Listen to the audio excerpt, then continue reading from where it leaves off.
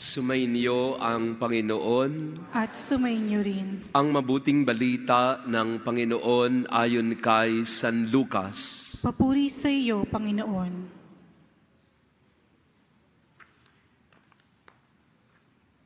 Noong panahong iyon, isinaysay ni Jesus ang isang talinhaga upang ituro sa mga alagad na dapat silang manalangin lagi at huwag manghinawa. Sa isang lungsod, wika niya, may isang hukom na hindi natatakot sa Diyos at walang taong iginagalang. Sa lungsod ding iyon ay may isang babaeng balo na punta ng punta sa hukom at humihingi ng katarungan.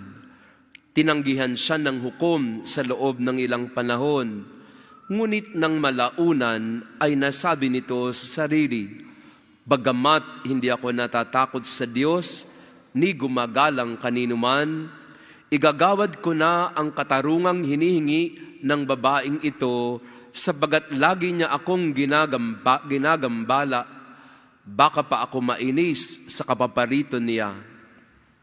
At sinabi ng Panginoon, "Narinig ninyo ang sinabi ng masamang hukom, hindi pagkakait ng Diyos ang katarungan sa kanyang mga hinirang na dumaraing sa kanya araw-gabi, bagamat tila nagtatagal iyon. Sinasabi ko sa inyo, agad niyang igagawad sa kanila ang katarungan.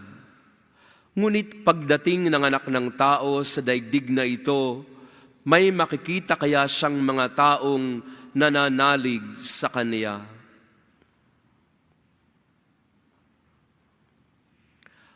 Ang mabuting balita ng ating kaligtasan. Pinupuri ka namin, Panginoong Heso Kristo. Tayo po'y magsiupo.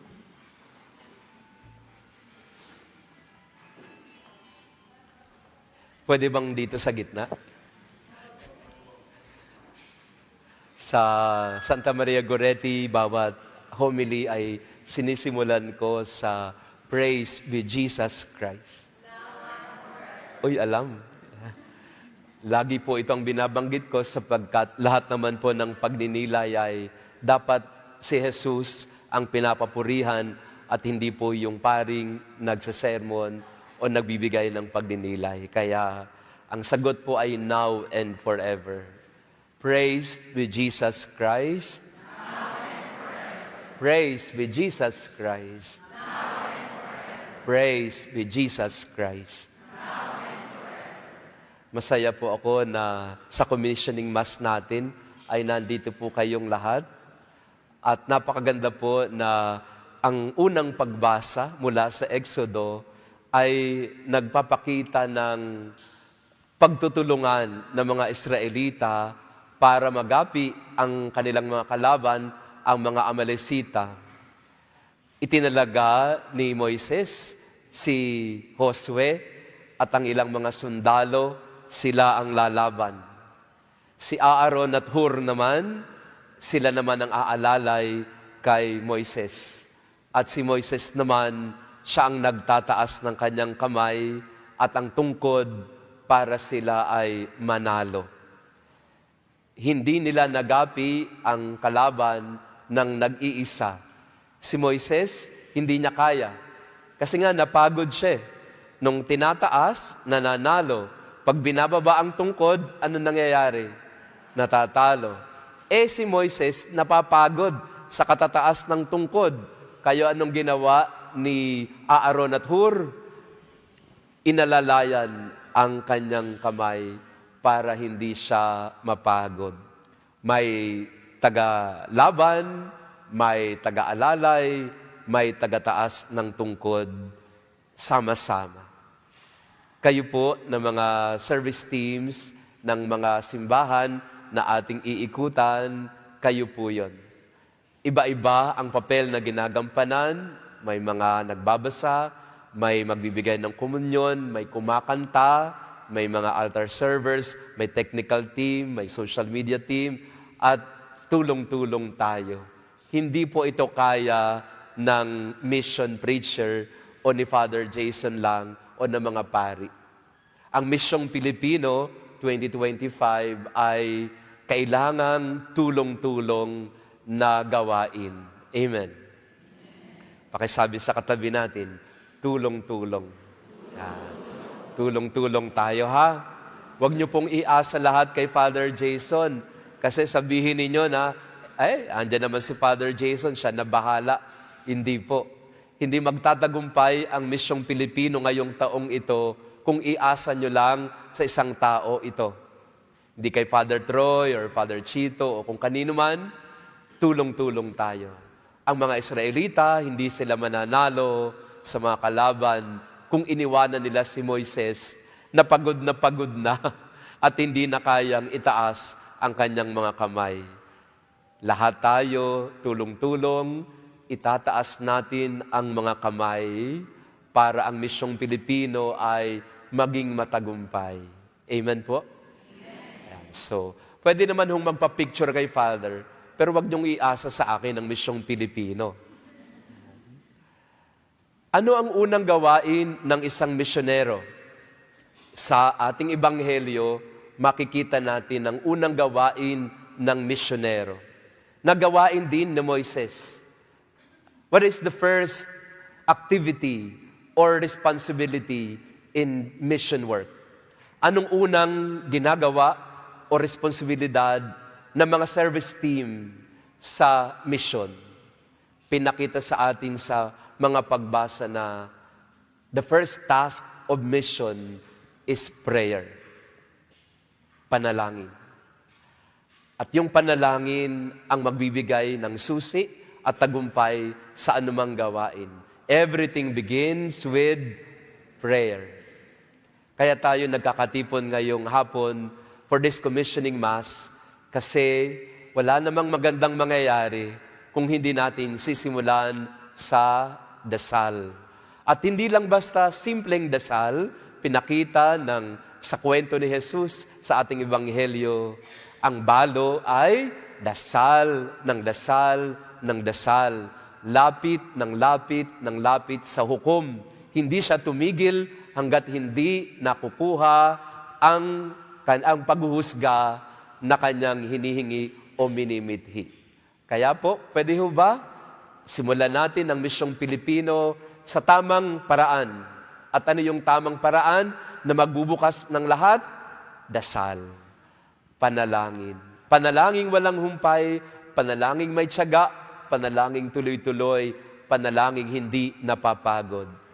Pakisabi sa katabi, huwag mapagod. Nagsisimula pa lang tayo, tulog na kayo. Ano ba yan? No? So, huwag mapagod yung mga service teams, huwag mapagod. Alam ko, marami ho sa inyo na meeting ng meeting, marami ho sa inyo ay parang napapagod. Meeting na lang na meeting. Hindi na ba natatapos yung meeting na yan? Ayan. So, huwag mapagod.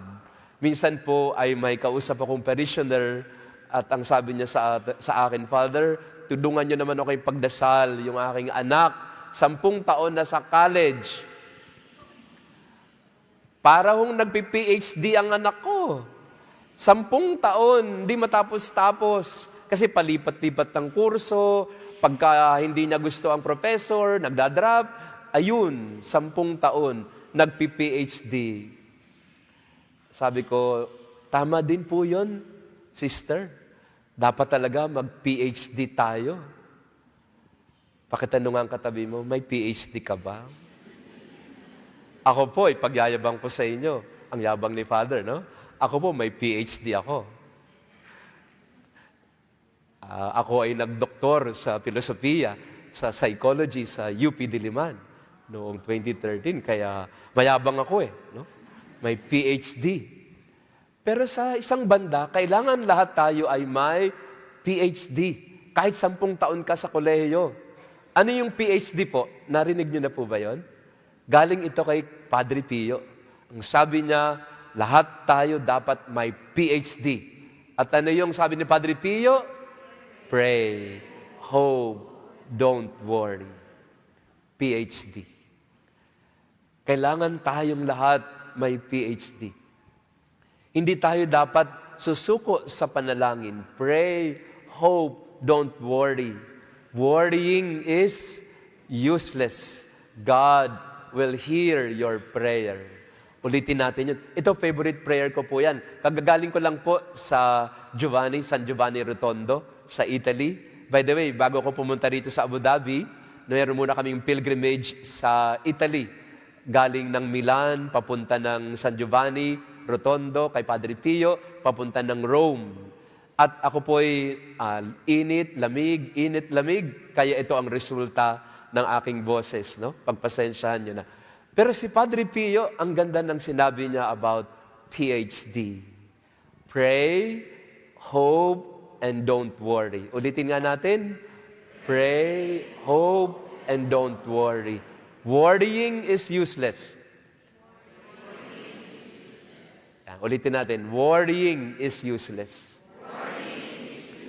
God will hear your prayer.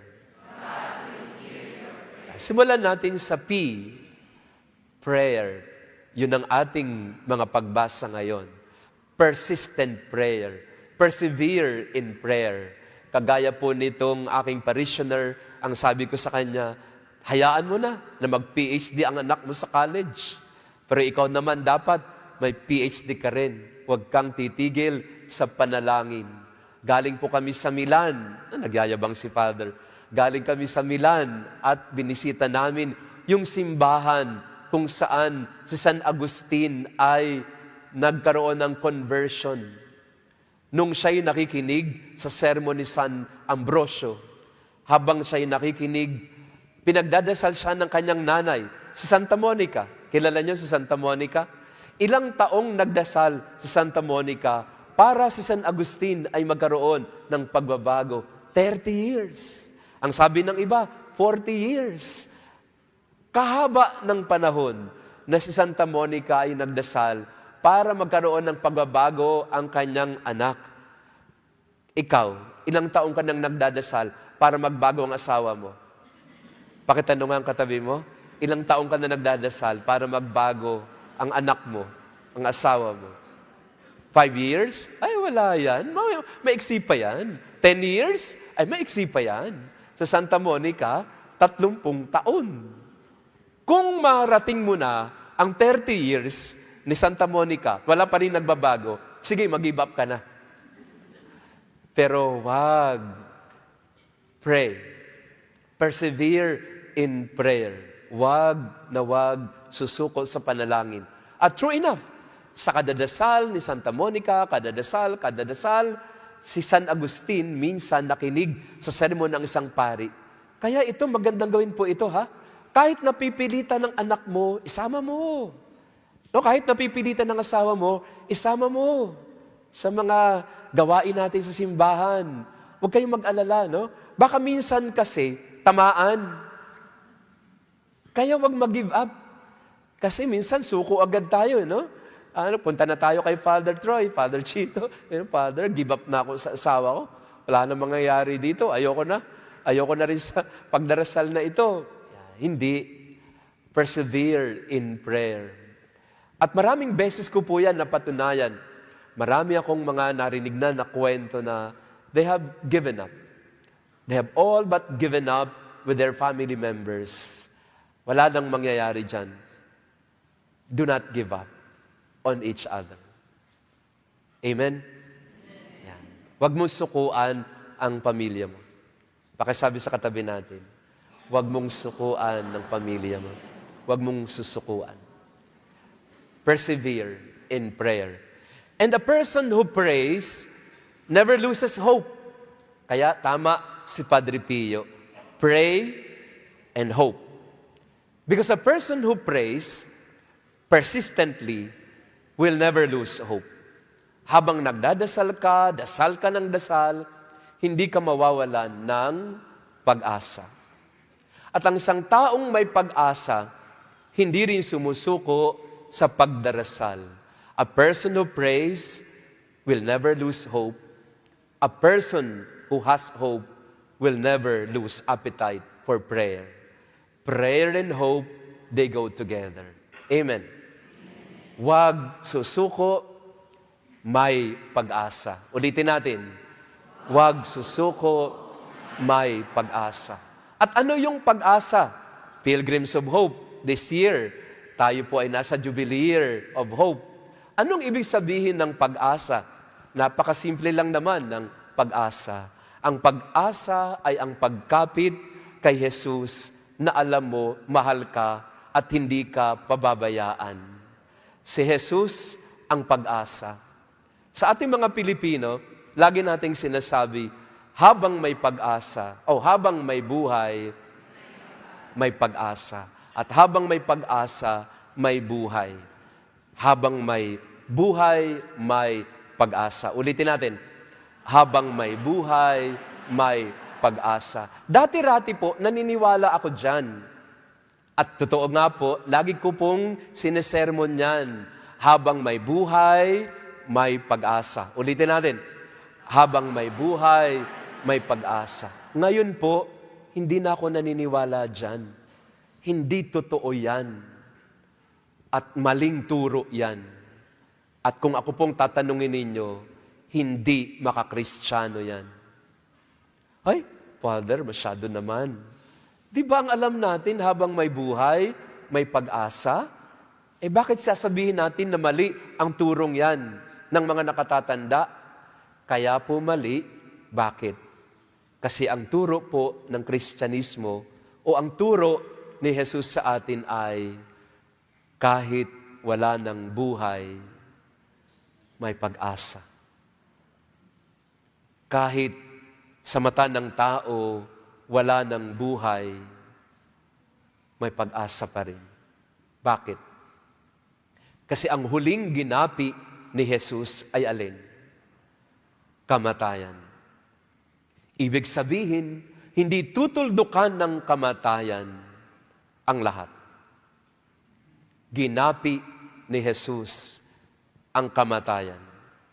Kaya hindi mo pwedeng sabihin na habang may buhay, may pag-asa. Kasi kahit wala ng buhay, may pag-asa pa rin. Parang sa mata ng tao, patay na. Dead as dead it can be. But in the eyes of God, in the wisdom of God, no one really dies.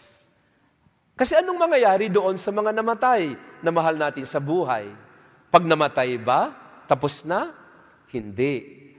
Kahit na namatay sa mata ng tao, sa mata ng Diyos, ang lahat na kanyang minamahal ay hindi mamamatay. Walang makapaghihiwalay sa atin sa pag-ibig ng Diyos. Hindi anumang suliranin sa buhay o pagsubok, hindi ang kamatayan ang maghihiwalay sa atin sa pag-ibig ng Diyos. Sa madaling salita, kahit wala ng buhay, may pag-asa pa rin. Kahit wala ng kabuhay-buhay ang anak mo, asawa mo, katrabaho mo, o bansa mo, kahit parang wala ng buhay at patay na, dahil ang Diyos ang pag-asa, mabubuhay pa rin at hindi tayo susuko. Pray, hope. At panghuli, ang sabi ni Padre Pio, dahil may pag-asa, huwag kang mag-aalala. Bakit ba ang mukha mo ay laging nag-aalala? Pakicheck nga natin ang katabi natin. Bakit nag-aalala? O bakit nalulungkot? Taas nga po ang kamay ng mga nalulungkot ngayon. Ano yung dahilan ng iyong lungkot? Hindi mo nakausap? Anong dahilan ng iyong lungkot? Na bumagsak? Meron po akong isang parishioner ulit. Nag-take siya ng bar exam, siguro mga 5 beses na. Nag-take siya ulit this year. At sabi niya sa akin, Father, pagdasal niyo naman, kasi lalabas yung decision o yung resulta January. Sabi niya sa akin, Father, hindi ko alam kung anong gagawin ko pag bumagsak pa ako ngayon. Ulit-ulit na lang ako, lagi na lang bagsak. Sabi ko sa kanya, mag-PhD ka kaya. Pray, hope, do not worry. When we say do not worry, you entrust everything to God. Ibig sabihin ng don't worry, hindi yung dahil wala kang pakialam. Ang ibig sabihin ng don't worry ay isinusuko ko at pinagkakatiwala sa Diyos ang lahat. Pakasabi nga sa katabi natin, sister, don't worry. Brother, don't worry. Huwag mag-aalala. Huwag mag-aalala. Hindi makakadagdag ng oras o araw ang pag-aalala. Hinihintay mo yung resulta ng laboratory o hinihintay mo yung resulta ng mga check-up mo. Don't worry. Hinihintay mo yung resulta ng mga application mo. Don't worry. Dahil ang Diyos ang nakakaalam at kung ano ang mabuti para sa iyo. Pwede po ba lahat tayo may PhD? Di mo kailangang mag-enroll sa mga university para magkaroon ng PhD. Kagaya ng balo sa Ebanghelyo, kagaya ni Moises at mga Israelita, kailangan lang natin ay to pray, to hope, and not to worry. Because worrying is useless. God will answer and hear our persistent prayer. Amen. So mga kamisyong Pilipino, sama-sama tayo, bigyan nyo ng pag-asa ang mga kasama ninyo sa simbahan, sa organisasyon at ministry, sa inyong mga kapamilya. Become missionaries of hope to the people that you interact with every day. Nawa, ang simula ng ating misyong Pilipino ay simula ng ating paglalakbay bilang mga pilgrims of hope. Praise be Jesus Christ. For that, oo, kasi mag-e-exam yung anak ko. Pagdasal niyo yun, Lord, ang exam ng aming kapatid ay naway, gabayan, 10 seconds na prayer or even less than that. I tell you, when you pray for someone, when you don't give up praying, that prayer will work wonders in a person. Not the words. Again, I have to warn all of you, don't rely on the words of the preacher, priest. No. Rely on prayer. On the prayer that you bestow on one another. That makes a community really a community of faith. So, only requirement sa mga service teams, lahat tayo dapat may PhD. Kasama na kayo, mga bata. Graduate na ba kayo? Hindi pa, syempre, elementary pa lang kayo eh. Pero dapat may PhD na kayo, ha? PhD ngayon pa lang. You pray, you hope, you don't worry. And we entrust everything to God, and God will make a way. God will find a way for the people who will come to our masses and our recollections and reflections. We have to do this together. We have to become pilgrims of hope together. Amen. Dami ko nang sinabi, first day pa lang, pero I'd like us to be together in this. Can you please bow your head as we receive the blessing of the Jubilee? Hinihiling ko sa iyo, Panginoon, sumainyo ang Panginoon. At sumainyo rin. Hinihiling ko sa iyo, Panginoon, na basbasan po ninyo ang lahat ng mga liturgical ministers, mga service teams, technical teams, organizers ng Misyong Pilipino 2025 sa iba't ibang simbahan at komunidad na aming dadalawin at iikutan. Nawa ay maipahayag namin, Panginoon, sa munti naming kaparaanan ang pag-asa na bigay mo sa amin ngayong panahon ng Jubileo. Nawa kaming lahat, Panginoon, ay maging instrumento ng liwanag, ng pag-asa at pananampalataya. Nawa kami makapagparamdam at makapagpadama ng iyong pag-ibig sa lahat. Panginoon, basbasan ninyo ang lahat ng mga narito ngayon sa misang ito, sa kanilang paghayo, pagpunta sa kanilang mga komunidad, pamilya at pamayanan, maging instrumento sila ng kapayapaan, maging tulay patungo sa pag-asa, maging tagapaghatid ng mabuting balita ng iyong pag-ibig para sa lahat. Gamitin mo kami, Panginoon, upang lahat na makasalamuha namin sa araw-araw ay makaramdam ng iyong nag-uumapaw na biyaya at pagmamahal. Basbasan mo ang Misyong Pilipino 2025, maglakbay kaming sama-sama patungo sa iyo na aming pag-asa. Sa ngalan ng Ama at ng Anak at ng Espiritu Santo. Amen. Amen. Tapos na ang ating commissioning mass, humayo kayo at maging tagapagpahayag ng pag-asa. Salamat sa Diyos.